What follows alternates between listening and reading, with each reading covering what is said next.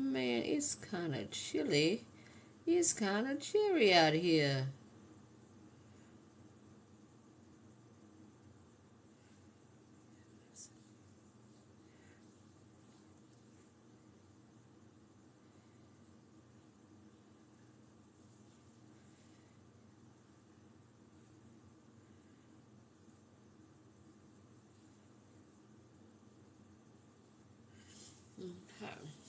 Okay. Oh, why is it so dark? Oh, I swear to God, I hate when that thing. What is going on? Okay. Hey guys, welcome in. Welcome in. Oops. All right, there we go. There we go. Welcome in, guys. Tap that screen, share the live. Hey, Miss Nita, I see you coming on in. Hello, guys. Hello, welcome in. We're back. Good evening. How's everybody's evening thus far? How's everybody's evening?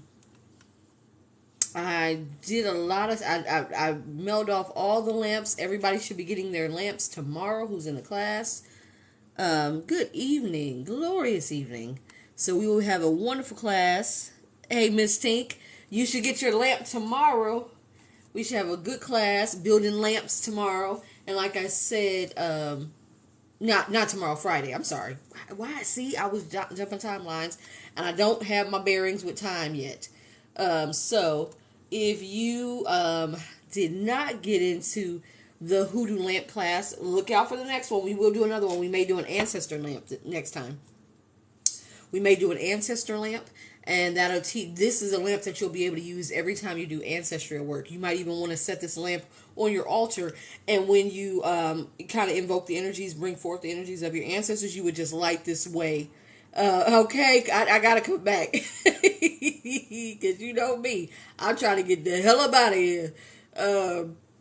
And find my optimal timeline. By any means necessary. Tap that screen, share the live, hashtag FYP, do all that good stuff. Again, the next time we do a Hoodoo lamp will be the ancestral one, and I'll teach you guys how to do that one. And like I said, for those who do ancestral work, who call on their ancestors, and I implore everybody to start opening a line of communication with your ancestors, because they will move mountains for you. And provide protection and blessings your way. So the next time that we do that, it will be an ancestor altar. So get ready for that. And like I said, you can put that on your altar and light the way to them anytime you do ancestral work. And then give you a nice steady flame for them to come through too. So be on the lookout for that. For those who are in it, your lamp should be to you by tomorrow. And then class will be Friday at 7 p.m. Eastern Standard. We will have class, and I will teach you how to build your lamp from the ground up. And for Saturday, for those who haven't gotten into the lamp class, you can still do the what am I trying to say? You can still do the road opener, because we will be doing the new moon road opener. New moons are all about new beginnings. So if you're trying to manifest something new, a new job, a new business, new relationship, if you're trying to bring in some new energy, Mary, all questions are paid. If you look above you, you'll see my comment with the payment information. You can definitely send for a payment. There is a yes or no question, you guys, now that we have that you can utilize. You can utilize that yes or no function. So yeah, you can definitely do the 777 for yes or no, because that's easy. Yes or no. I would do that as a yes or no. But if you want more information, if you would like a mini reading where you get quite a few cards, and we'll dig down into the situation and really see the intentions of Jay, you may want to do a mini reading. Okay, with that being said, like I said, the new moon is on Saturday. I can already feel it. We're going to the beach tomorrow. We're not gonna necessarily get into the water, because it was like 81 today. It wasn't bad. It was actually beautiful, and very, very relaxing. So we'll go to the beach tomorrow just to kind of cleanse. I'll definitely put my feet in there and kind of walk through the water and things like that. I think my son will probably end up getting in there because he can't resist it. Although he'll try to be like, I don't want to get in the water. He will. He always does. Like you always do. So just make sure you just say, I'm gonna start keeping an extra bathing suit and swim trunks in the back of my car, so that when we go, or if we decide just to do a turn up one, pop up. Okay. Okay. Y'all like, hold up. Y'all move to Florida. I don't want to hear it. Move to Florida. Okay. Move to Florida. Ain't nobody telling y'all couldn't move to Florida. So yeah, it was 81 today. It was like, Mama, you gonna wear boots today? Because I had on a short dress, and so I put on some boots to go, keep my legs warm. I said, yeah. He said, you ain't gonna wear your sandals? I said, no, I'm not gonna wear my sandals. Plus, I gotta get my toes done. So I was like, nah, not until I cover it up. I might do that tomorrow. But anyway, anywho, Saturday is the new moon. New moons are all about bringing in new manifestations, new opportunities, opening up doors. That's what the road opener is for. So if you have not done a road opener, or if you haven't done one in a while, this is the top of the year. You might want to clear your path of any external blocks, because that's what a road opener does. It opens doors in all realms. It helps to remove blocks, external blocks in your energy that are keeping you from manifesting the life that you want, the way that you want, the things that you want. So if you have not done that, you can definitely get into that. That is available. We'll be doing that on Saturday. So don't miss out. It'll be probably the next road opener won't be until we do the quad ritual in May. So you might have to, if you have something that you might have to wait until May. But I will say this, guys, remember, if you have a specific situation, and I don't have rituals out that cover that condition, because that's what I guess your situations are actually called. It's called a condition. You might have a condition that blocks you from love. You might have a condition that's blocking your money. You might have a condition that is blocking you because somebody has thrown a hex on you. You might have a condition because you're dealing with a generational curse. You might have a condition because you need a spiritual cleanse. So they're all called conditions. So if I don't have a ritual out that covers your condition, you guys can always, we do have custom. I now offer custom, and actually somebody we will be doing theirs on Saturday when I do the road opener, because I'm going to combine the road opener with for business, to really, because they want to kind of open up all the doors to their business. So I'll be doing a custom ritual. I'll be doing the road opener for everybody who's for the general public, and then this custom ritual on the side that will encompass the road opener as well, because she'll be in that one as well, to kind of open up the doors to her business. So if you have, like I said, a condition that I'm not covering at the moment, and you need help like this, get the custom ritual. It does require a consultation. That you can, I think it's like $25 consultation for us to kind of talk over what's going on with you. Because there's some conditions, if it's karmic related, I can't touch it.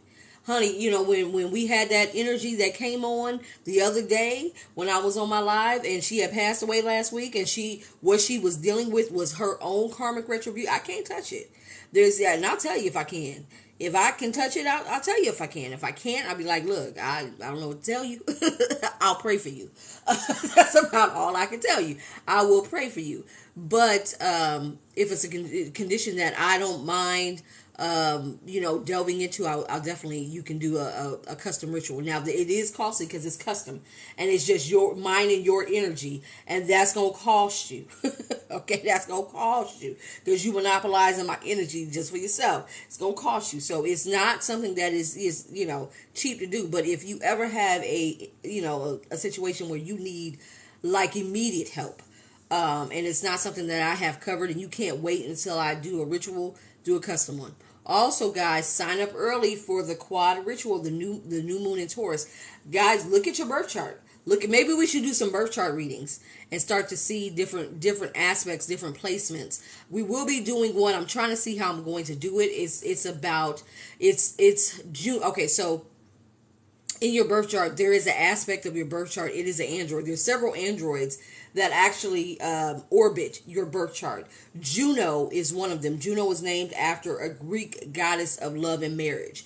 She was said to be married to, is it Zeus? And she was very, very faithful to him, although he was not to her. Juno is the opposite of Lilith. Now, if you guys know what your Lilith is, you know Lilith is the fiery woman who ain't gonna put up with nobody's shit.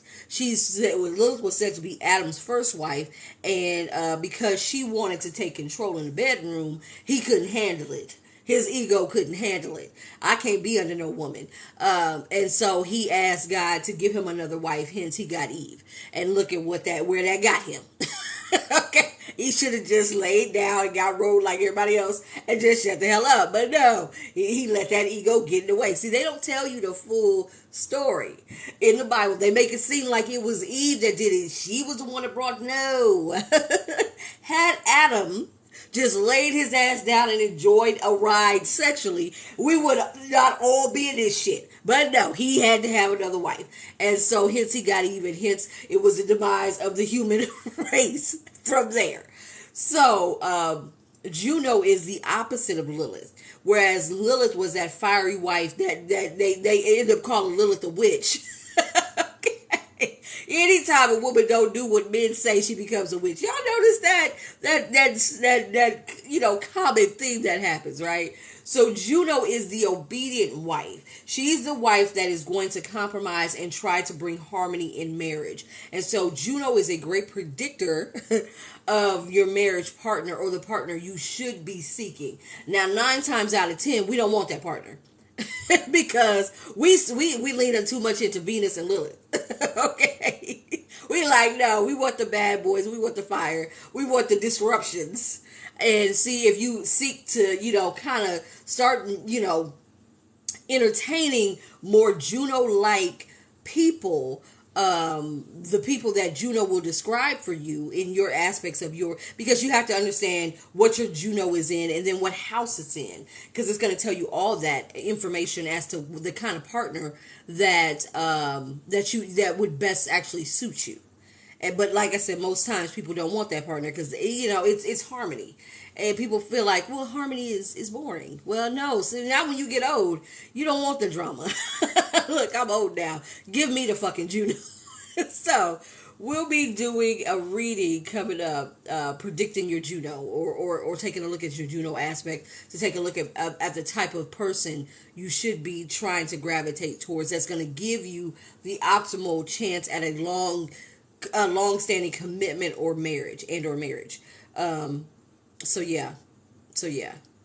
So we'll be doing that next month, but we'll be getting into different aspects, and maybe we should do a birth chart reading because a lot of people don't know their birth chart.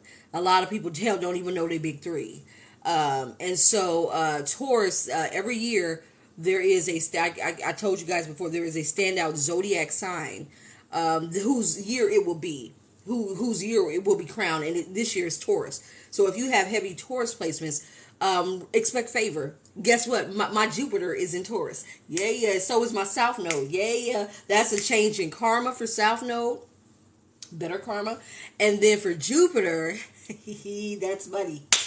I was like, that's what I'm talking about. You better bring me my money. So we'll take a look at, what's going on and maybe we'll do some Taurus readings and see what your year is going for if you have Taurus placements. But I want you guys to know that the quad ritual just isn't for Taurus people who have major, anybody, exactly. So anybody will actually be can benefit from it. But if you have any heavy Taurus placements, you can expect some changes.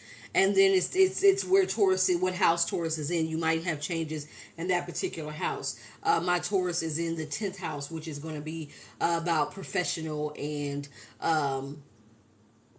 professionalism and business and social status. So, with that being said, we might look at those different aspects. But this quad ritual is going to bring in 4 different opportunities under one roof. Love, money, protection, and a road opener for you to really kind of tap into that energy and benefit from it. So, and then like I said, that's 88 for all 4.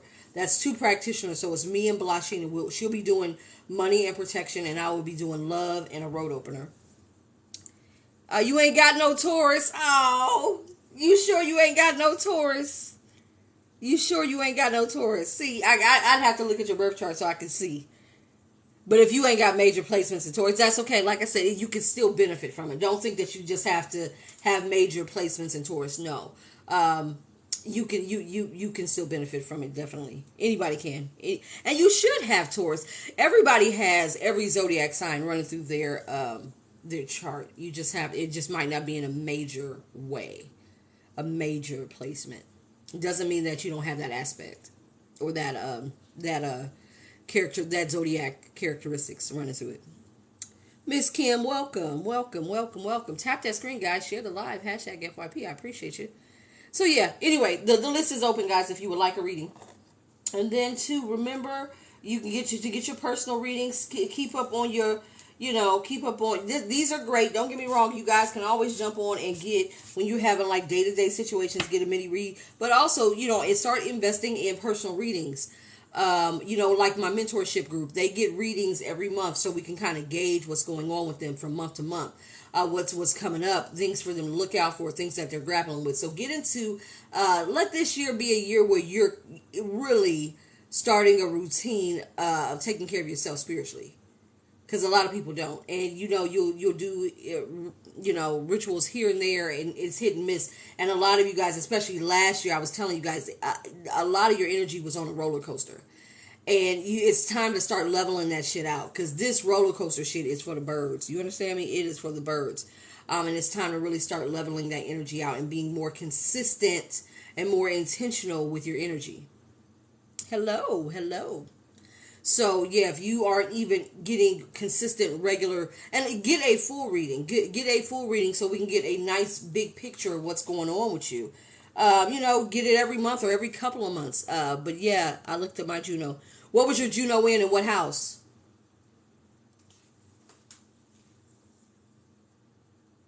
And when is it coming back around in your birth chart? Mine, like I said, Juno's coming back around for me November of next year.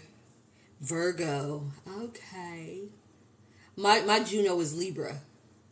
Mine is Libre.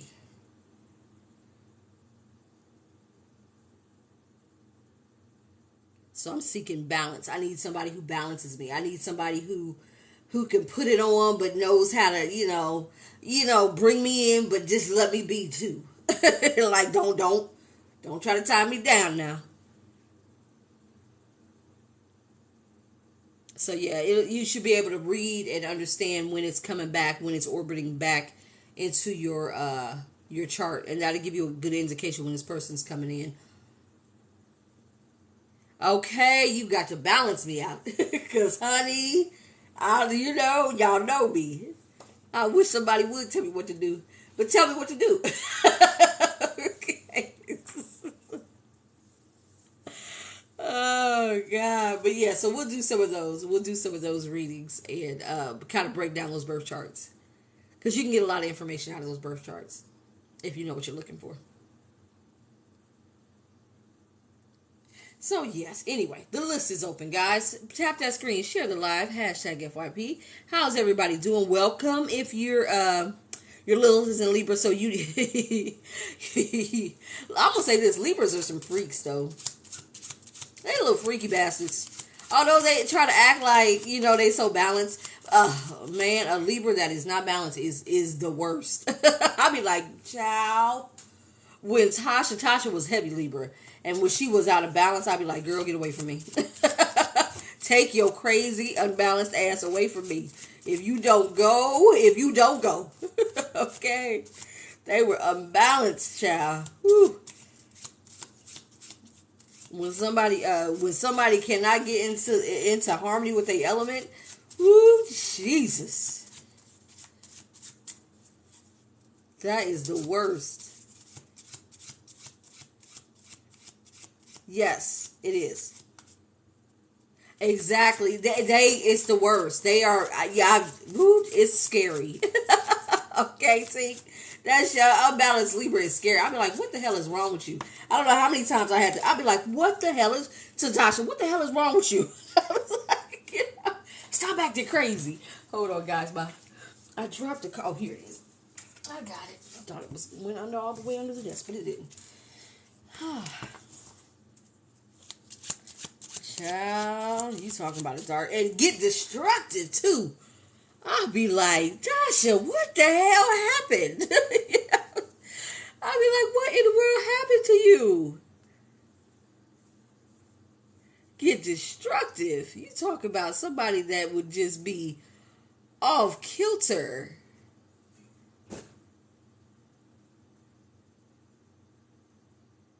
I know you're not trying to. Hold on. Let me see.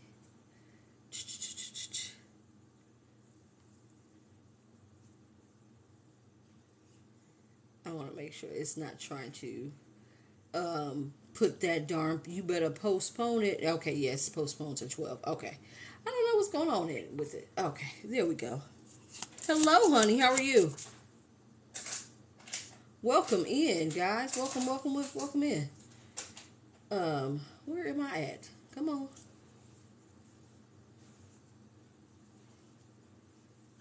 Oh, there it is. Okay, I'm back.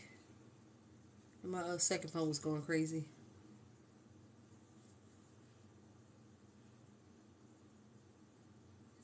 So, yeah. So, like I said, how do you find your Juno? No, y'all. You wait till I do the Juno readings. Dang it. You figure it out yourself and you wait. Dang it. I'm tired of y'all trying to get my knowledge. I'm going to be doing those readings for February. So, stand by. And we'll really delve into the aspects. You'll actually get a synopsis of your Juno, and we're gonna try to figure out, because it only orbits your birth chart every 4 to 5 years. So if it just came and went, you got at least another 4 some odd years before. That's your problem. Figure it out then. See what you can get by yourself then. Try that. Okay.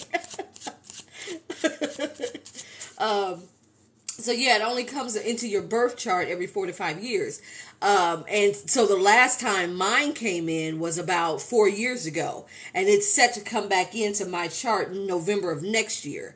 So when it enters back into your chart, that takes a little bit more finagling to understand the entry and exits of it. When to look for these people to come into your orbit. So what it says, when it says it'll be back into my orbit in about November of next year, it means that at that time I'll either meet someone who has the potential to be my husband. Yeah. That's why it's important to know, so you gotta catch the wave. And then, or I've already met someone, and then by then, I should have a relationship that will culminate in marriage, if not getting married around that time. I doubt if I get married around that time, so I'm gonna look for him to come in about that time. Okay. Okay. Gotta wait a whole 4 or 5 years. Damn it. Some people do, though. I mean, if you didn't know when your Juno came in and it passed you, let's say it came in last year, you gotta wait another 4 years. It's gonna be like, damn, I got 4 years to wait before this opportunity. But there's other aspects in your birth chart too that will give you an indication of soulmate as well. But Juno is going to give you an indication of a soulmate, or a person that would be the best chance for you getting married, very compatible with you being married. You know, not every soulmate is going to be compatible with marriage, y'all. Not every soulmate is going to be a soulmate you're going to want to keep. You know, there's some that's going to be very compatible with sex. There's going to be some that's going to be very compatible with, you know, just platonic relationships. If I miss by you gonna hold around. I'm hosting around the whole damn 4 to 5 years. No, these are playing cards. These are playing cards. I now know how to read playing cards. Don't ask me how. It just happened. It was one of the this last moon cycle. I was telling you guys, this last moon cycle the last full and new moon before this moon cycle coming up. It was really heavy on me, and out of that, I'm able now to read playing cards and actually utilize that in a lot of my magic, and be able to read you guys with those, as well as how do you know how? I don't know, child. I don't know. I have no fucking idea of how that happened. But I was playing around, and I said, what the fuck is this? Am I? And so now when I do it, I'll be like, what the? Again, I don't know. But I now can read playing cards. As well as I now have access to the Akashic Record. So that's why I can now do, I've been given the authority or the go ahead to do the past life readings.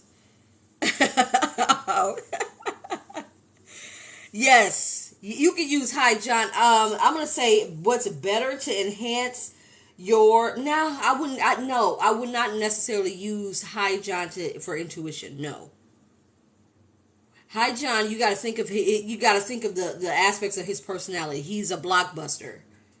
He's a road opener. He works all day tenaciously until the job is done. So you would want to use him when you need force behind something. Not necessarily when it comes to third eye usage and things like that. There's other things that you can use instead. Hi, John. You think of him more as a road opener or for luck when you need to create opportunity. That's his energy.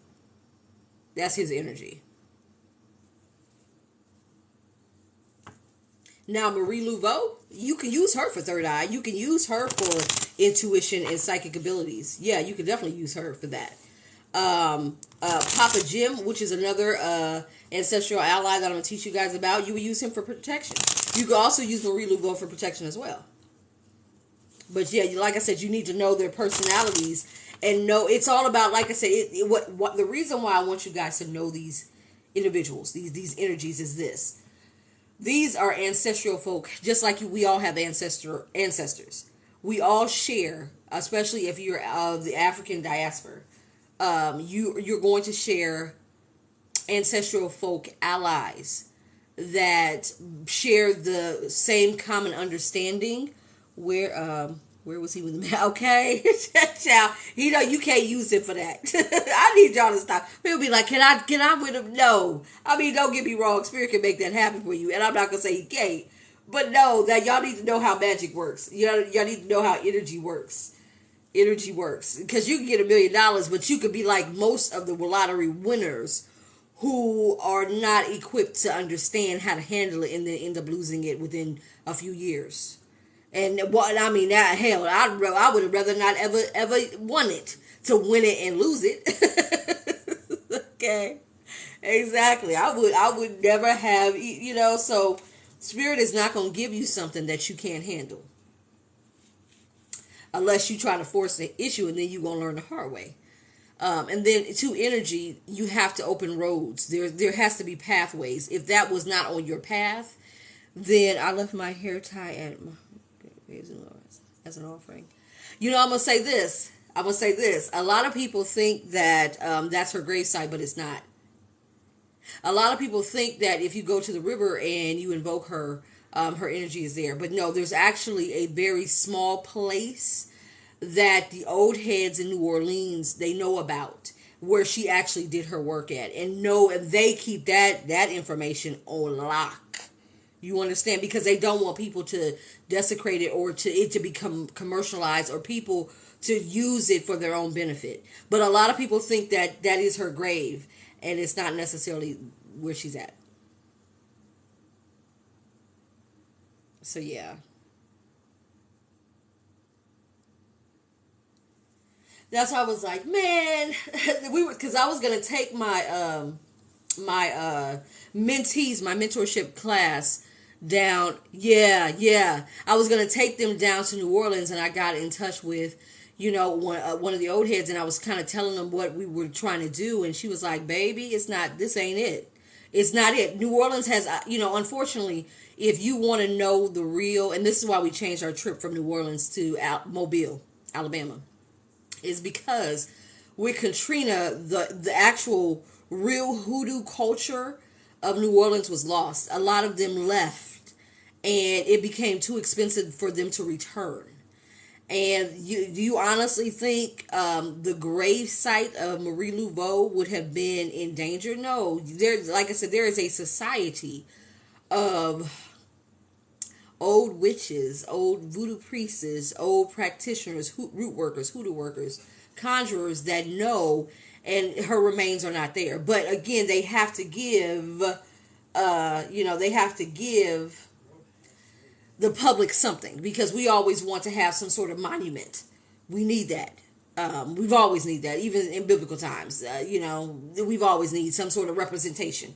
Although you don't, but we feel like as humans we have to see it in order to believe it. And so they were like, yeah, don't come down here, because what's down here is very commercial. It has no, it's a shell, and it has no guts.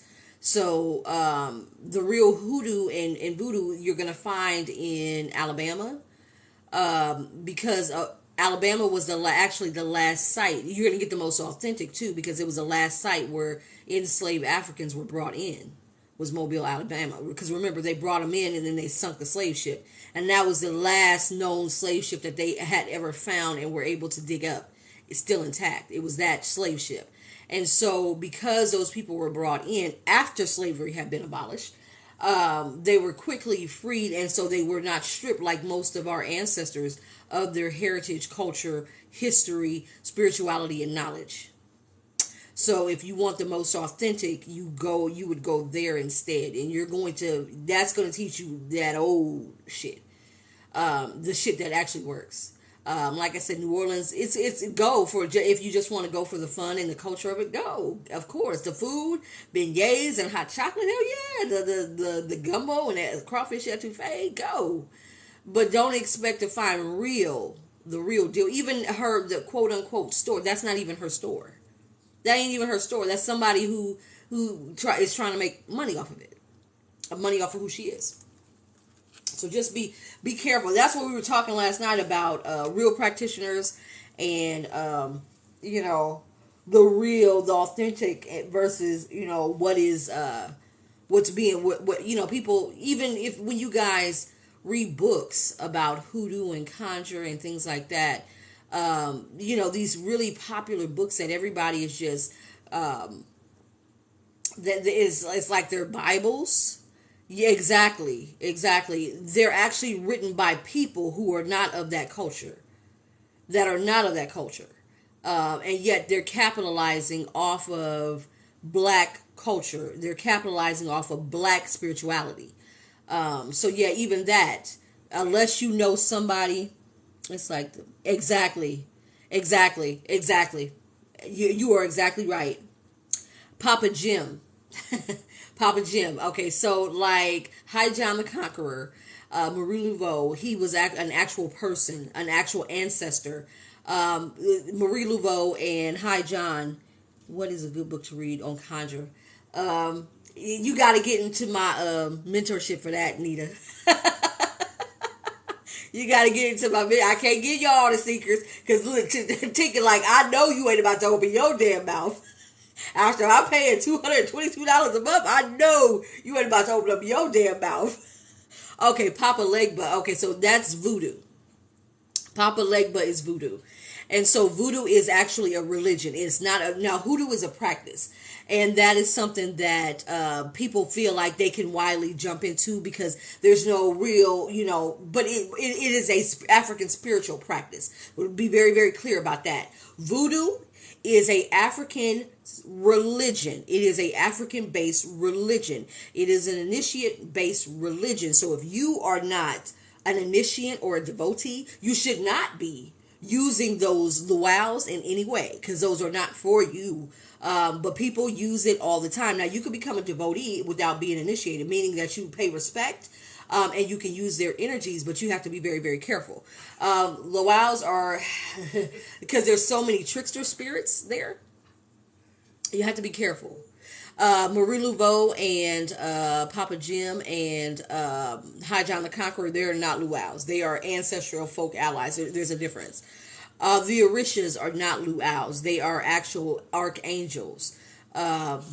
So yeah, like I said, there's a lot of different practices out there. You just have to know. Yoruba, those that will be the Orishas. Those will be Orishas. Those are archangels. What about the White Witch in Jamaica?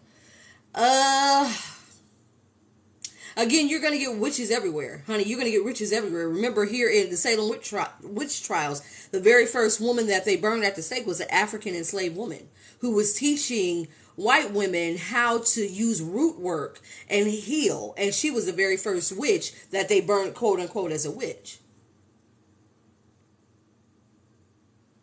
And then in Hades and in Jamaica, you're going to have, Hades especially, you're going to have the full depth and breadth. Even Hades voodoo is different than even African voodoo. Yeah, and a lot of African initiates and a lot of African practitioners will come over to Hades because Hades has more luau's than Africa does. And so they actually get a wider breadth to work with. And they'll come over there and learn the art and the understanding of those luau's as well. But Papa Legba is one of those, or Frida, Danter, all those. They're all luau's. The Baron, all those. No. Okay, so that's also another spiritual, that's another religion. Very similar though. It's very, very similar though. But not quite. Like I said, voodoo has luau's. The Yoruban priesthood, they deal with archangels. The Orishas are archangels. They're equivalent of archangels. There's 7 of them. Well, 7 main ones. There's over 400 altogether, but there's 7 main ones. Yemaya, Alegua, Ogun, Oshun, Oya, Shango. Oh, there's one. Oh, Obatala. Did I get them all? Yemaya, Obatala, Alegua, Ogun, Oya, and Oshun. Yeah, those are the 7. So it's a religion. And a lot of, even over here with Santeria in the islands, that they base Santeria a lot off of the Yoruban understanding and priesthood and religion. So it's a religion. And it's something that you need to be initiated into in order to really practice it. Exactly. That's what I just said. You have to be you need to be initiated into it. It's a religion. And so you want to respect people's religion. You definitely want to respect people's religion. And you just can't, cultivate that and appropriate that for yourself. But people think like hoodoo is not a religion. It is a practice. There's a difference. Hoodoo is an understanding of working with the earth, working with the energies of the earth. In hoodoo, you have those who are conjurers. You have the magic part of hoodoo. Those who do conjuring. Who can invoke spirits of dead loved ones, of ancestors. It's a lot of ancestor work in hoodoo, and so they will work with ancestors and they will work with ancestral allies such as High John, such as Papa Jim, such as Marie Lubo, etc. And then you have the root worker. Those are like the you could say the medicine men and women. Those who understand how to use roots. Hence the word root workers. Roots, plants, stems, flowers in order to heal. You also have healers, because not all of them are the same. A healer isn't necessarily a root worker, and a root worker isn't necessarily a healer. They're not. They're different. But they all have different jobs or functions within the practice arrangement of hoodoo. So you got to understand that. So yeah. So yeah, like I said, a lot of people feel more comfortable appropriating hoodoo because they feel like, oh, there's no real gatekeepers. I am a healer. I'm a healer. I'm not a root worker, so to say, but I'm a healer and a conjurer. So I have the gift of being able to conjure and work with spirits, but also to heal. But the way I heal isn't necessarily, mine is energetic healing, like with the cleanse and clear, understanding how to conjure and heal the body of parasitic energies. See, you might even have a specialty within that healing. So when you guys come to me, I always tell you what I'm here to do is to cleanse you. Cleansing is healing. So I'm here to cleanse you of parasites, energetic parasites. I don't I don't. Although, people have told me to get into it, and I know I have the energy of the hands. I can definitely have the energy of the hands. But Reiki is not a hoodoo practice at all. That's not a hoodoo practice at all. And you have to be very, very careful with Reiki because there is elements of Reiki that are attached to demonic forces. So be careful with that.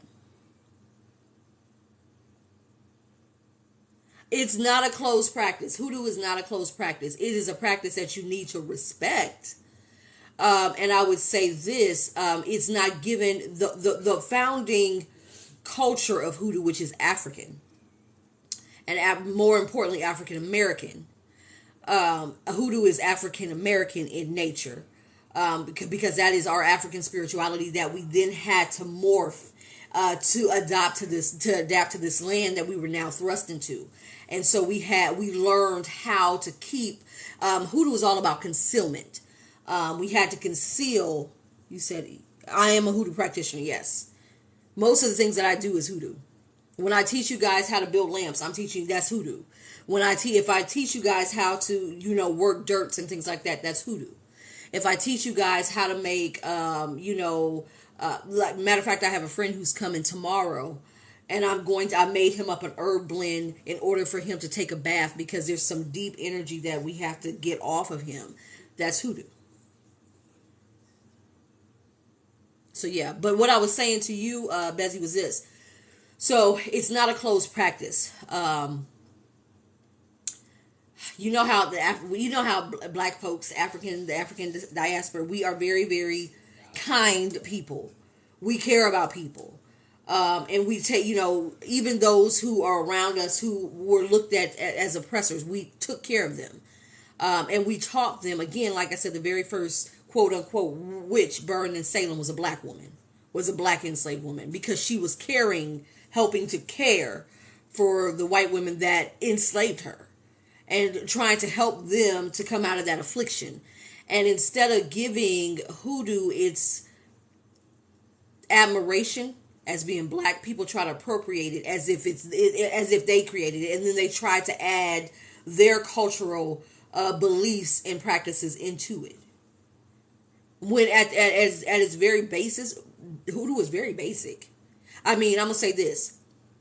All you need really in hoodoo to do work is salt, pepper, water, and a candle or a flame. You don't even need a candle. You just need a flame. That can be in a fire pit. That can be in your lamp. But those 4 elements, if you got those 4 elements, you could do a hell of a lot. Like I said, hoodoo is very basic. And we kept it that way because, again, there weren't a lot of resources to be had for enslaved people. But yet we still had work to do, and we still had protections that needed to be done, and we still had to take care of ourselves and try to keep ourselves alive. And so at its very basis, hoodoo is very basic. When you see all this, you need this and you need that. No, you don't need any of that shit, really. If you just strip it away, it's nice to have these conveniences. I mean, there are hoodoo practices we don't even know. Exactly. Yeah, well, you're talking about conjuring. Yeah, I would say conjuring. Not everybody is meant to conjure, and not everybody will be taught conjuring. Not everybody should be taught conjuring. Hell, not everybody should be taught voodoo or any of this shit. Basically, because we have this whole culture of what about cinnamon and hoodoo? It's something that you use widely, but you got to remember: did enslaved people have necessarily access to cinnamon? No, no. Not at all. But, do we now have access to it? Yes. And have we learned how to adapt cinnamon into the use in our work? Hell yeah, we have. Cinnamon is I call cinnamon an accelerant because it has that heat in it. If you ever taste cinnamon, it has a little bit of heat to it, right? And so cinnamon, when you add that to any type of working, you're accelerating it. When you add heat to something, you're accelerating it. So, it has that heat to it. So I call it an accelerant. So when I'm using it and I'm adding it to different workings, I'm having those workings work faster for you. So yeah, there's a lot to it. And it's not something that you can just rush through, but it is something that you teach And you know, your grandmothers and great grandmothers and moms would have taught you these things. They pass down this knowledge to us. And then, like I said, those who are gifted, we already have that knowledge. And then when it's unlocked, you just know what to fucking do. You'll be surprised, like I said, as you go on your spiritual journey, if that is part of your ancestral makeup, it will manifest itself. You will have such a draw to it, and you will just know what to do without anybody. Like I said, even with the playing card, did I know how to read playing cards? Hell, motherfucking no. Never read one. Never even had a deck. I don't play cards. And then all of a sudden, you know, I needed cards for my lamp work, and I'm sitting here and I'm thinking about I can understand the shit. It was like, what the hell? But that's how it is. I tell you guys all the time. You said I can practice hoodoo.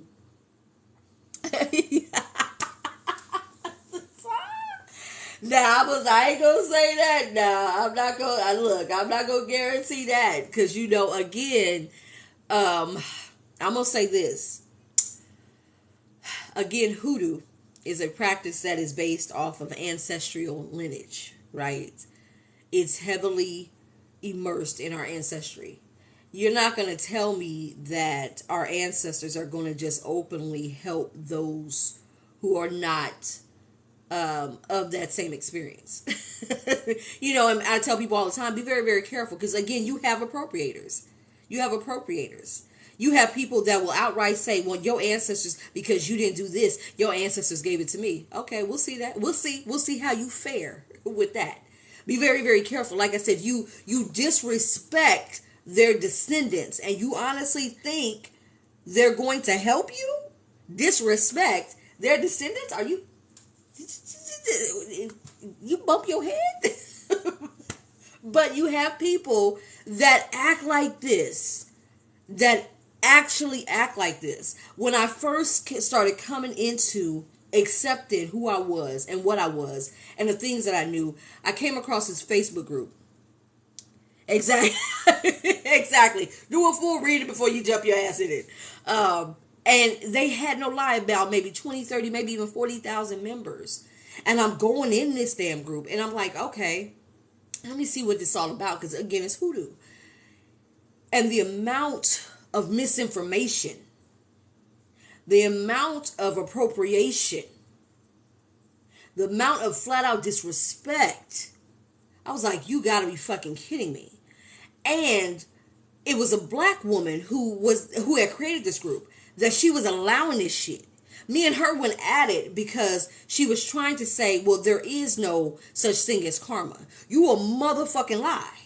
You're a motherfucking lie. And you're teaching people to go out here. And what floored me was this. This one chick had made a post, and she said, you know, the story she gave was that she was in love with some man and he was doing her wrong, and he was just out here cheating on her left and right. That's her side of the story. We don't know his side of the story.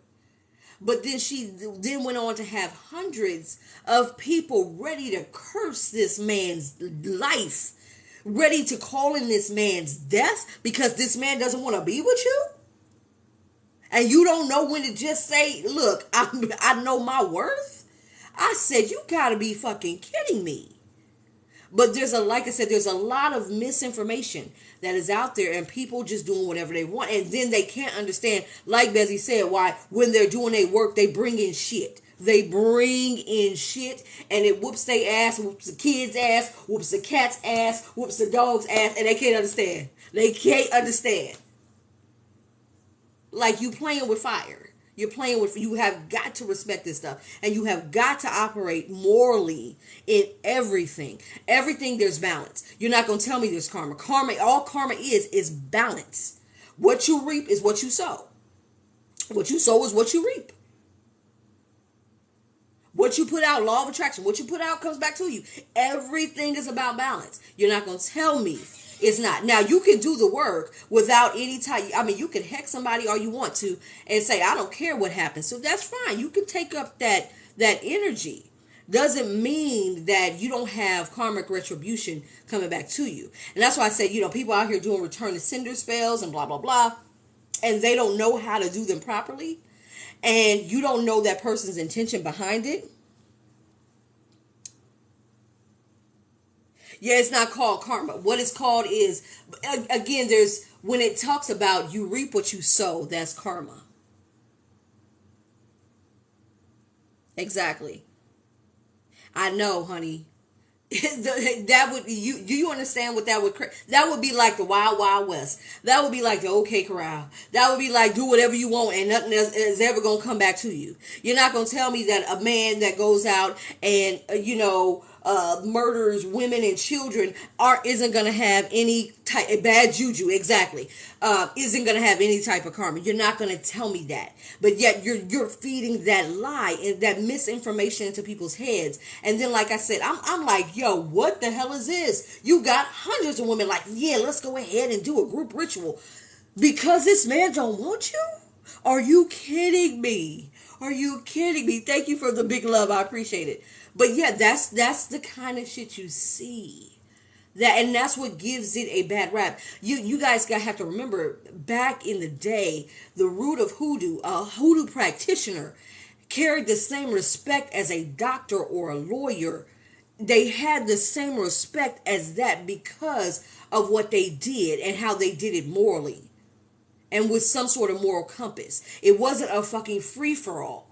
It was never a free-for-all. Now, does it mean that if somebody did something to you, you're not justified in protecting yourself or even sending that shit back to them? Yes, you can. But again, you got to understand how to do it. And you have to understand the intention behind what was sent to you. Because like I told you guys a long time ago, there's some people out there that are natural manifestors that naturally know how, and it's not that it's something that they're even cognizant that they're doing, but they can manifest. Some people can think something and it happens. And what if in a moment of anger towards you, they might have thought something bad towards you, but their real intention was never to harm you, and something befalls you.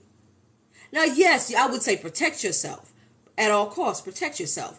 But then to turn around and maliciously send it back to them without understanding the intention, you yourself have just incurred karma. That's why I tell people, stop doing that shit. You can clean yourself and you can deflect bad juju without doing a return to sender. But people, the sins of, exactly, karma. Do you understand me? If there's no karma, then why the fuck we got generational curses? Okay? Why? And then when you do ancestral readings and you dig into somebody's ancestral background, it's because granddad was out messing, married to grandma, was out messing with this woman, and this woman wanted granddad, and grandma had to, they got into some spiritual beef, and boom, everybody got cursed.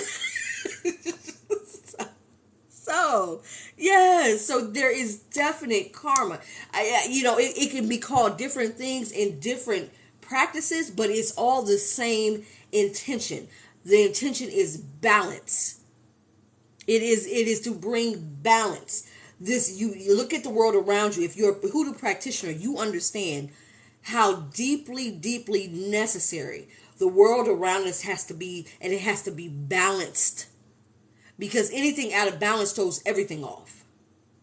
And so it is our job to always be creating balance in things. When people come to us with conditions, it's because there's an imbalance. When your money's not flowing, there's an imbalance. When you can't find love, there's an imbalance. And it's our job to help you find that balance. Exactly. Yep. Exactly. Many hoodoo practitioners were also midwives.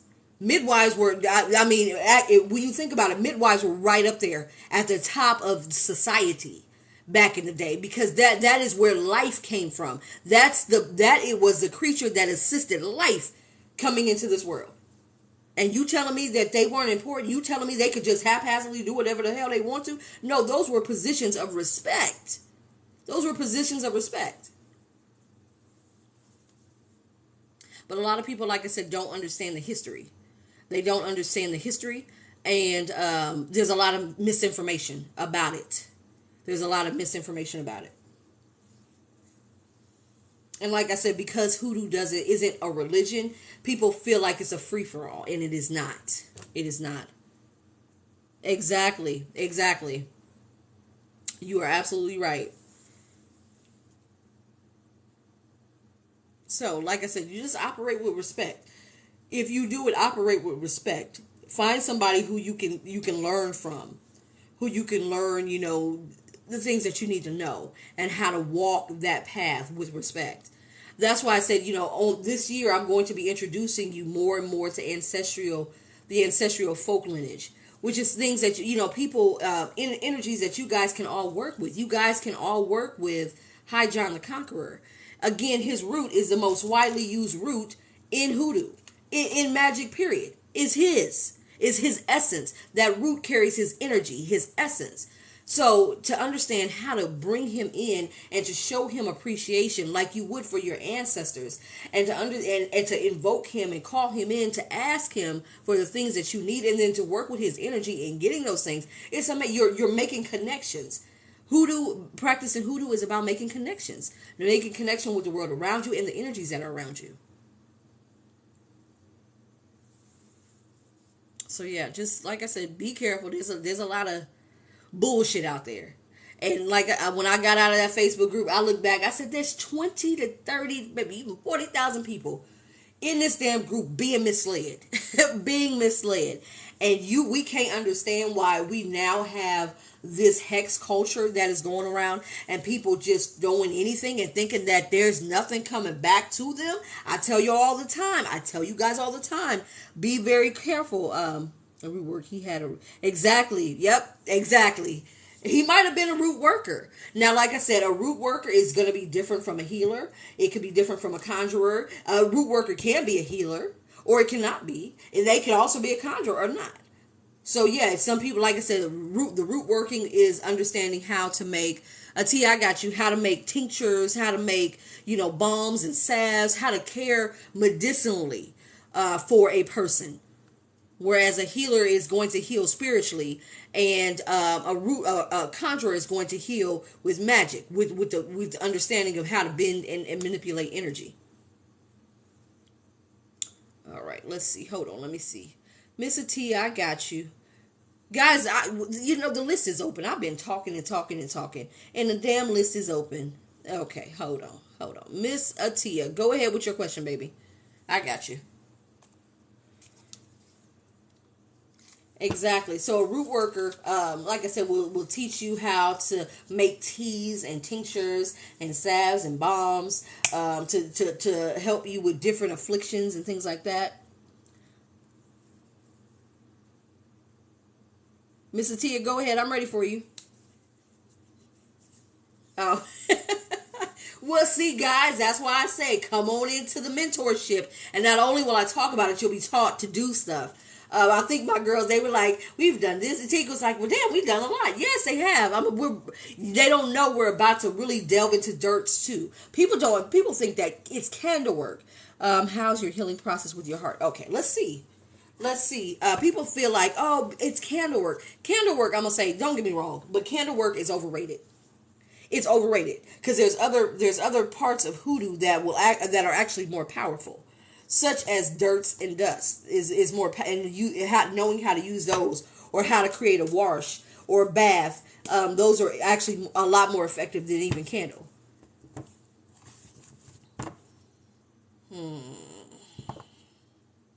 I'll tell you, what's this? Let's see, Miss Atia. Okay. Are you starting to really take care of yourself? Really kind of reach out for what emotionally fulfills you? Because I did see the 9 of Cups, and I also saw the Ace of Cups, which I feel like self-love is going to be... cupping isn't hoodoo. That's another practice. But yeah, I would say this: learn as much as you can from a lot of different practices. Learn traditionally from those practices and then merge those. Yeah, I use candles. Yeah, I feel like you certainly can. You certainly can, but you can also use that lamp that I'm going to teach my ladies how to use on Friday, and that'll actually give you a better connection. All right, Miss T. Okay, it came out. All right, I feel like you're on the road to happiness. I do. I do. I feel like you're on the road to happiness, which is good. Um, you are going through a transformation and a rebirth, and you might not even realize it. I feel like there is a push for you to let go of this stagnant. Do you feel like you're stagnant, Atia? Do you feel like you're stagnant? Because I feel like you're coming out of that energy. What is this stagnant energy?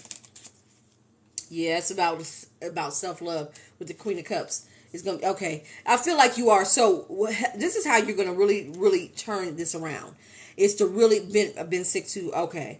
Yeah, to start focusing on things that make you happy, that really bring you a lot of happiness and emotional contentment, and I want you to realize what I'm saying. It has nothing to do with other people. These are things that you can do for yourself. Like for me, it's to go to the beach. Me going to the beach, even if it's by myself, makes me happy.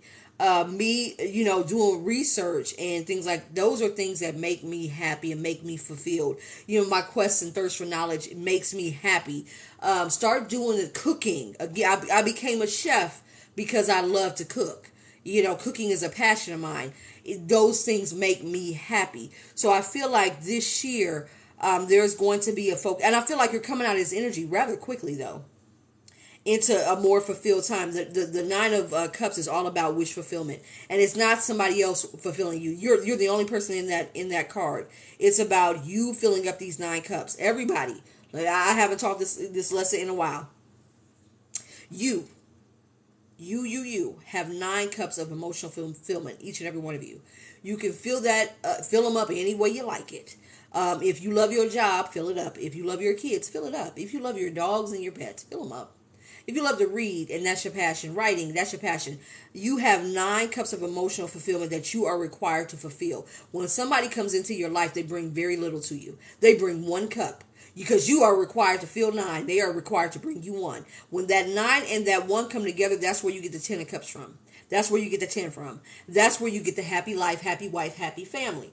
So I feel like, Atia, what they're telling you, it is now time for you to be, as a Queen of Cups, seeking things that emotionally fulfill you, that bring you emotional happiness. And I feel like you are going to find that. You are going to find that. Exactly. I feel like you're going to find that.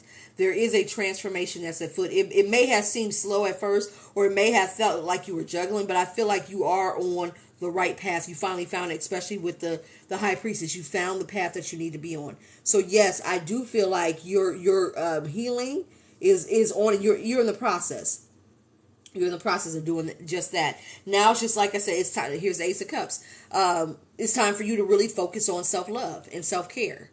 Especially, like you said, coming out of sickness, kind of, shaking that illness off of you. Do things that make you feel beautiful. Do things that make you feel sexy. You guys might want to get into the hummingbird ritual that we're going to be doing on February. I'll do it the night of February 13th, but it's going to burn all the way into February 14th. And that's going to help you to feel beautiful, and it's going to pour in self-love, help you to feel gorgeous and attract what you want around you. So you might want to look at that ritual that's coming up. But yeah, do more things that make you feel amazing. But I feel like you're there. You're coming out of this burden and this stagnancy. You're definitely coming out of it. Congratulations on that. There is a transformation afoot. There is a transformation afoot, which is always a good thing to see. Look, that 2112. Remember I told y'all, I said I keep seeing 2112. This is literally the foot. Look, it was 2112 and 66 with 12 people in the room. This is the 3rd day I've seen it. 3rd day in a row that I've seen it. And he said you love to okay, I know. See, I love to cook. That's one of the things that cooking was, again, I come from a long line of highly gifted women, but not only highly gifted women, from women that fucking could burn. You understand me? My mother was an amazing cook. My grandmother was an amazing cook. My great aunt Mary, she made this old Southern caramel cake. I ain't never had a cake that good ever in my life or since. when you ate that frosting, it was literally, it would melt in your mouth like butter. It that So yeah, cooking is in my blood. I love to cook. I absolutely love to cook. And so when I turned 40, I was like, I need to do something. And this is what I say when I say you need to start doing something for yourself. When I turned 40 and I saw my older sons, they were in college, and they're starting their new lives and starting families, and I said, well, I did well. I said I did good as a mom. They're doing what I taught them to do, and I'm proud of them. And but now it's time. I only got one left, and he doesn't require a lot of my attention because if he's not with me, he's with his dad. Let me do something for myself. And I went to culinary school. I said, I can cook, and yeah, I catered events and things like that. I said, but I want the title. I want the title. I want the coat. And I went and got the coat. And so that's why I say, when I say you guys have 9 cups of emotional fulfillment that you're required to feel, and you feel it with the things that set your soul on fire. Start feeling. Y'all got 9. By the time that person who you're supposed to be there gets there, like I said, they only bringing 1 cup. That's all they're bringing. You got 9. And if you ain't filled those cups and they bring their 1, you're at a deficit. You're at a deficit. So, but yeah, tap the screen, guys. Tap the screen. We haven't had a good old talk like this in a minute. Y'all know we used to always be talking. We used to always be talking. I swear to goodness. We used to always talk. So yeah, but yeah, like I said, get into the mentorship. That's about, yeah, exactly. That's about to open back up, guys, in March. April, the beginning of April is the next mentorship.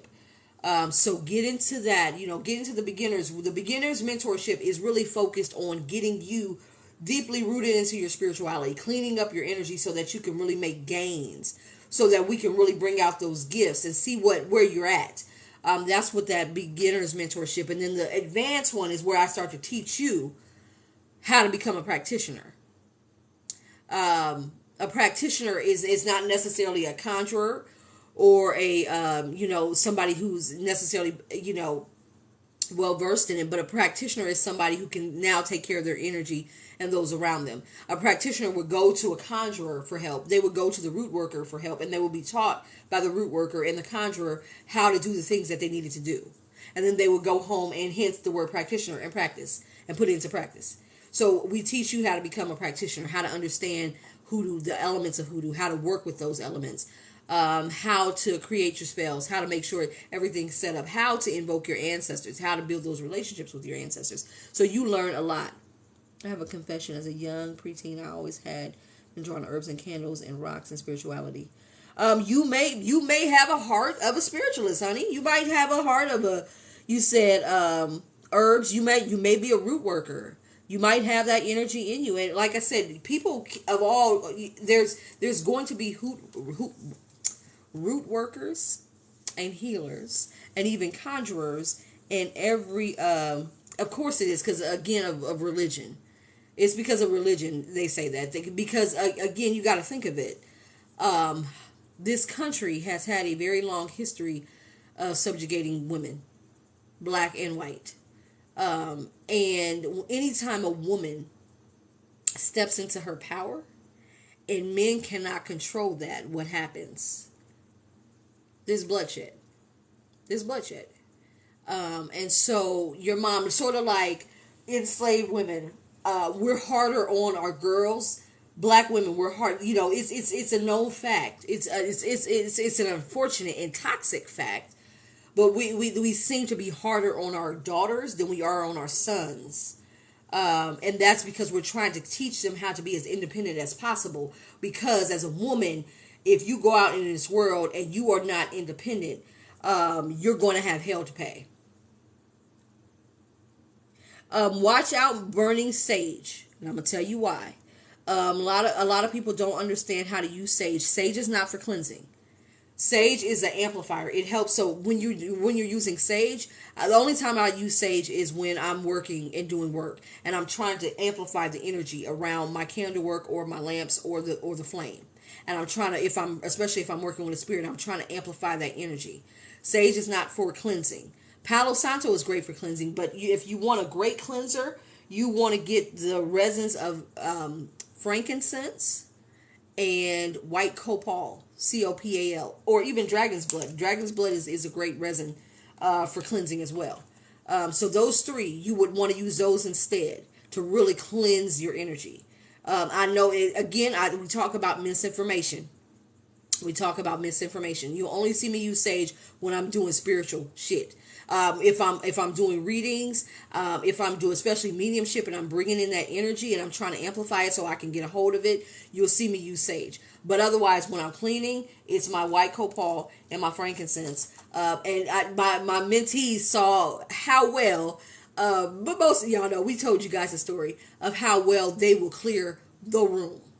That no negative shit can stay around when you start burning that. Absolutely none. White copal is probably the powerhouse. That's when you have that really resistant, nasty energy. It'll clear the space. So you might want to use that instead of sage. And just use sage when you're doing your work. When you're trying to amplify the energy around your work. But like I said, that's all stuff that you learn when you go to a root worker, a conjurer, a healer. They'll teach you different things. Like I said, there is a lot of misinformation that is out there, that exists. There's a lot of appropriated beliefs. There's a lot of beliefs where other cultures have been infused and then they try to market it as hoodoo when it's not. Even the use of colored candles. That's not even original hoodoo. Although it does help to amplify and maybe intensify the intention. If you're doing love work and you see a pink candle, it would maybe invoke more intention out of you. But in hoodoo, slave people didn't have no pink candles. They didn't have no red candles. They didn't have none of that shit. They didn't even fucking have candles. Okay? I told you guys before. If the master came in to a slave quarter and they saw a candle that was dressed and burning, they knew they were performing. They were delving into their magic practices, and they would be hung for that. Hoodoo is all about concealment. You can't conceal a pink candle. You can't conceal a red candle. But you can conceal in a lamp. You can conceal in different, like I said, the dirts. When you're trying to hex somebody, you would take a little bit of your hexing dirt and put it across their track, and they would walk in it. Guess what? They just walk through the spell and they carry it with them. Even if you're trying to bring money to you, you put a little bit of money dirt down and you walk in it, and then you're walking in your money. You'd make floor washes and wall washes to clean your home and to kind of bring in the energies that you want or to banish the energies that you don't. So yeah, it was all about concealment. Like I said, a lot of the stuff that we do now is beautiful, and people love the aesthetics of it, but real true hoodoo is it's simple. It's basic. It's very, very basic. It's very, very basic. So that's just the FYI. But yeah. So, like I said, if you guys are interested in really understanding and learning, then get into the mentorship group. That one's going to be starting up again. And start with the beginners. Get your energy right. Because, yes, your energy, I'm going to say this. People just jump right into shit without understanding that with hoodoo, with anything, with any form of magic, you're opening up portals. You're opening up doorways. And if your energy is not as clean as it can be, you can open up doorways that are detrimental. And you can let in energies that will become parasitic. If even when I first started really delving back into my history and things, a friend of mine who there's very few people that I trust to read my energy. And she was like, yeah, she said, I see you're doing work. And she said, you're doing good work. And she said, but I don't think you realize that you might have a low-grade depression. Coming out of the dark night of the soul is a depression. And I was coming out of that. And I thought I had shaken it off. She said, no. She said, you might not even feel it, but you have a low-grade depression. She said, be careful. Because if you open up those portals and, something is attracted to that again, depression and things like that, those are low vibrational energies. They're attracted to that. They will come in and they will attach themselves to you. So I actually shut down all work for about a year just so I could cleanse myself and I could get myself to make sure I was over the hump. So you have to, like I said, the first part of my mentorship group is to clean your energy and to get you guys in a good spiritual routine, energy as clean as possible. So going forward, if you keep up your spiritual routine, you're good to go. You're now good to step into that practitioner role and learn different things without, like I said, me fearing that you'll open up some shit that you can't control. So yeah, there's a lot that goes into it. There is a ton that goes into it. It's not just, oh, let me pick up this candle. No, that's how people get in trouble. That's how people get in trouble. That's how people get hauntings. That's how people have energies. That's how people, experience all this shit that happens. That's how. So be careful. Like I said, there's a lot of misinformation, and a lot of people will do stuff for money, and they don't give a shit that it could cost somebody their life. We were talking about this yesterday. Find you someone who gives a shit about your energy, that has your best interest at heart, and is willing to fucking help you. Because if you don't, you'll find yourself in a shitload of trouble. A shitload of trouble. So just be careful. It's nothing. People think that it's something. It's nothing to play. You're playing with spirit. You're playing with spirits. Spirits are unknown. Again, hence the word esoteric. It's hidden. It's the unknown. You cannot control them. So yeah. That's it. That's all. So, I felt like I done talked y'all's ear off. I feel like I done talked y'all's damn ear off. Oh, Jesus Christ. I hope that helped y'all. I hope y'all got some understanding. I hope I answered y'all's questions. But yeah, like I said, look at the website. If you haven't subscribed to my website, go. It's free to subscribe. You'll know when I drop new rituals. You'll know when I drop new classes. You know when I drop discounts off of shit. You'll know all that. And we have, like I said, we just dropped a new ritual where I'll be teaming up with Blashina 69 Tarot. And we'll be it'll be a quad ritual, 4 rituals in one. 4 rituals. She'll do 2 and I'll do 2. I'll be doing a road opener for you guys and love, and she'll be working on your money and on protection. And it's 8888. Y'all know, if you work with me, I don't even do 1 ritual for 8888, barely. So you get 4, and we anticipate having so many people where it can justify that price. So, and then if you sign up early, you actually get a 5th ritual on us on St. Patrick's Day. Because we're going to be using the new moon in Taurus. This is Taurus's year. So we're going to be using that energy. And if you have major Taurus placements, I do. Yes, I do. I wish more men would do this. I'd be like, come on in. Heck yeah, I do.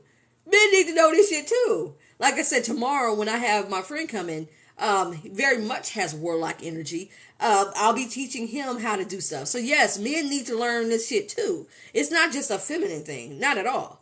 So yeah, but more men. Unfortunately, it's more women who step into spirituality than men for some odd reason. But that's the way the cookie is crumbled. But yes, I've worked with men. I've had men come to me and say, "Hey, you changed my life. You really turned shit around for me." So yes, I love it. I do. I love working with men's energy. I do. It's a breath of fresh air.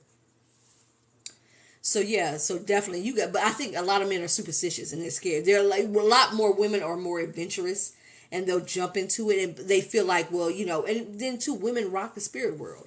That's our fucking wheelhouse. So we're more comfortable there than men.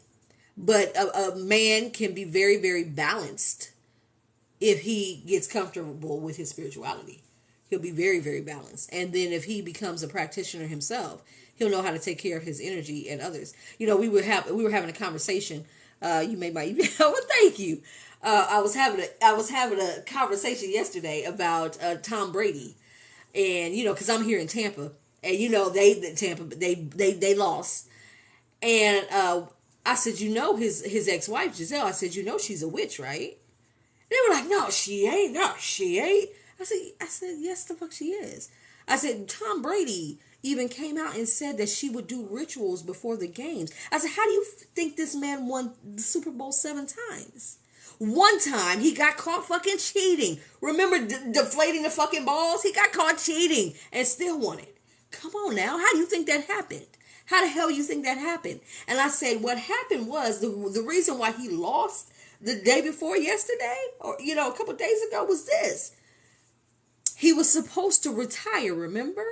She said she was tired of raising the family alone. He had been through enough, and he had said, okay, I'm going to retire. It was now time for him to focus on the family. I mean, she had sacrificed a lot. She cared for the family and took care of everything. Plus, you know, gave him the extra boost with her ashe. And that's how he became a 7-time winner, right? Well, a week into his retirement, his ego couldn't let the game go, so he jumped back into it.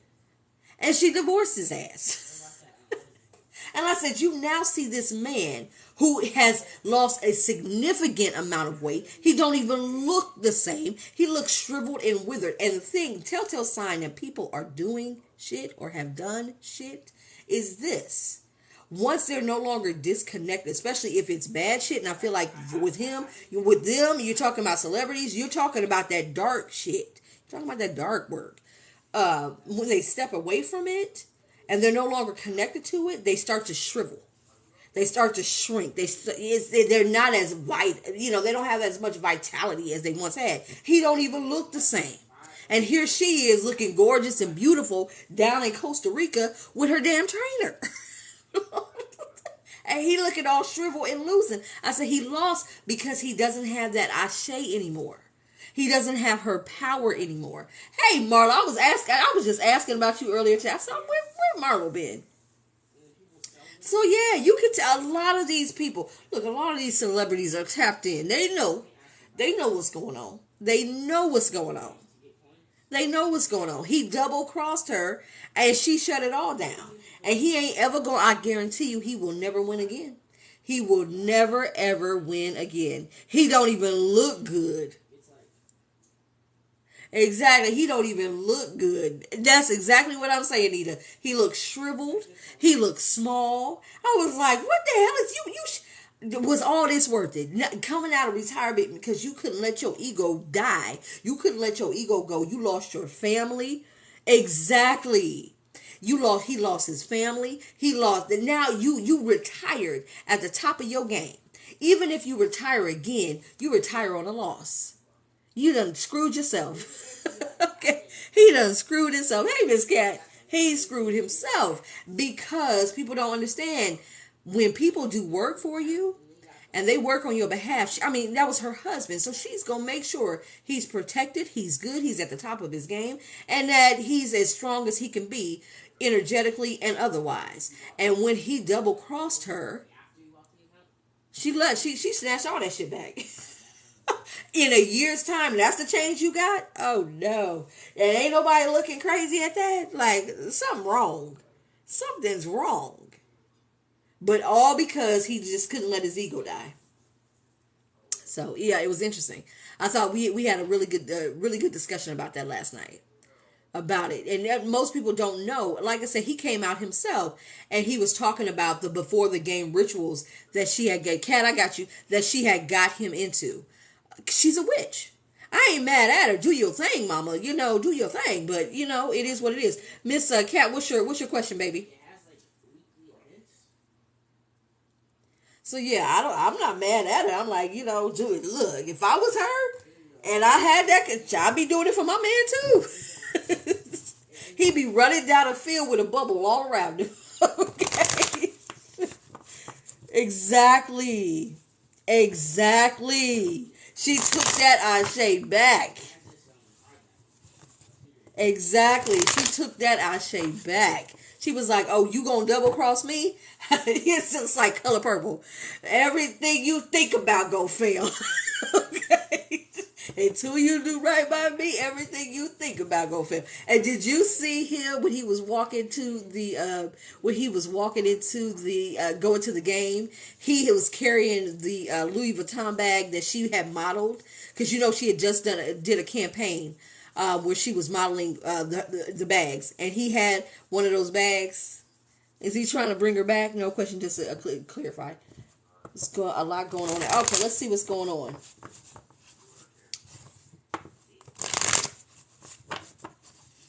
Yeah, it's interesting. Like I said, it's interesting to see how a lot of stuff that was hidden is no longer hidden. A lot of stuff that was once hidden is no longer being hidden, and you were seeing it in plain sight, but people still don't believe it.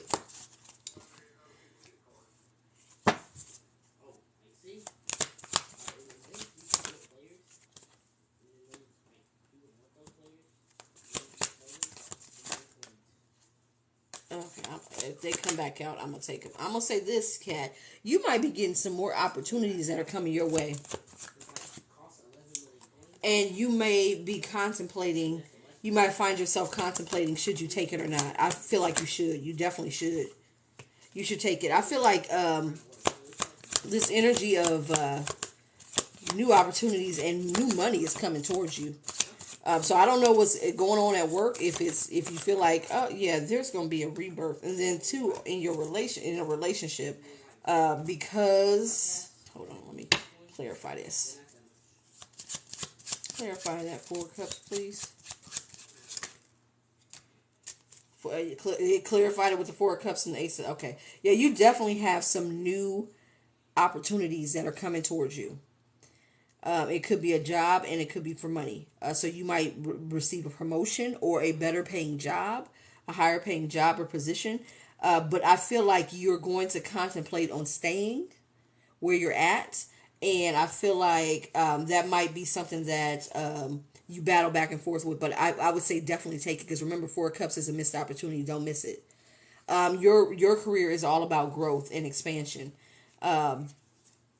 And I feel like you're going to be you're going from the Knight to the Queen, so there's definitely growth in your career that's coming. So I'm not sure if it's, when you say there's a lot going on at work, if it's something that's detrimental or bad, but I feel like you'll be soon leaving any type of stagnation or any type of conflict in the workplace behind for something better. Be on the lookout. You got upward mobility here. Give me more information about this. King of Cups. Yeah. Somebody is missing you, by the way. You're single as hell. I see you single as hell. And this person could have been a player. And they're missing you. Or missing out on opportunities. And they do want a reconciliation. They have feelings for you. They have a lot of feelings for you. They see you as somebody that's very, very stable. The Queen of Pentacles is very, very stable energy. She is a woman who's about her money. They see that you're about your career, and they feel like you're not going to even think about them. Yeah, like they can't match it. Who is this? And they feel like you got options. And you could very well have options. Yeah, they haven't let go of the past. I feel like with these 2 sevens, they are going to be jumping into actions, because with 7s, comes the 8s. 8s is where action happens. Whether it's the 8 of Swords, which is messages, 8 of Pentacles, which is work and working for something, that's where action happens. Yeah. Don't be surprised if somebody reaches out to you. Okay, I know that's right, and tries to bring you a gift. And you know what I always told y'all. Take the gift. Okay, take the gift, because somebody's thinking about, okay, how do I approach her? She really don't need me. I gotta step up my game. Maybe I'll give her a gift. Maybe I'll butter her up. But I feel like, yeah, yeah, he's in his head. He's in his head a lot about this, because he feels like you don't need him, and he knows that he's got to put the work in order to bring stability. Because I feel like he played too much. He played too much. You played yourself. He played too much. He played too much. And now he's worried that you're not going to even take him back. Make him, I don't know why they said make him squirm on the hook. Make him squirm on the hook. If he come back, don't let him back in easy. Let him squirm on the hook. He played too many games. Yeah, you're definitely going to find stability. Yeah. You do have options. And I also see other options coming towards you. So enjoy yourself, honey. You single. Act like you single. Date them all, sis. Okay? Date them all. Date each and every one of them. But I see, like I said, as far as work goes, I feel like whatever, if there's conflict, if there's been delays or stagnation, you're moving out of that. And you're going to have new opportunities that are going to come to you. And you may contemplate whether you should stay or go. This is about expansion and upward mobility. Anything that's going to bring you upward mobility, I feel like you're going to find happiness in. Okay?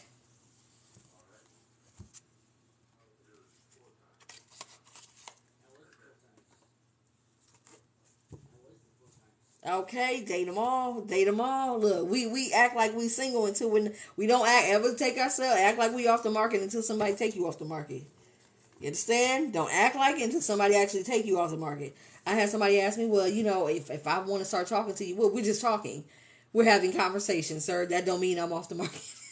So if somebody else comes with something more than conversation, I'm going to be over there with him. Excuse me. So I implore everybody, if you are single, act like you single. Act like you single. All right. Okay, guys. Well, I will get off here. Like I said, check out the website. Check out all the upcoming rituals that are coming up. We have the road opener. You're welcome, baby. We have the road opener coming up on Saturday. If you're trying to open the road, if you have something that you're trying to manifest, it's the new moon. It's all about new beginnings. Let's get it. It's not too late to sign up for that one. That's going to be a great one. And like I said, if you're trying to start a business, get a job, whatever, if it's something new that you really want to bring in, you want to make sure that there's no blocks, get into the road opener. That will be the next road opener, won't be until May. It's going to be a while. So, and it's the top of the year, so you want to clean your energy. You want to open up all doors in all realms. You want to open that up. So that's our opportunity to do that. That's coming up on Saturday.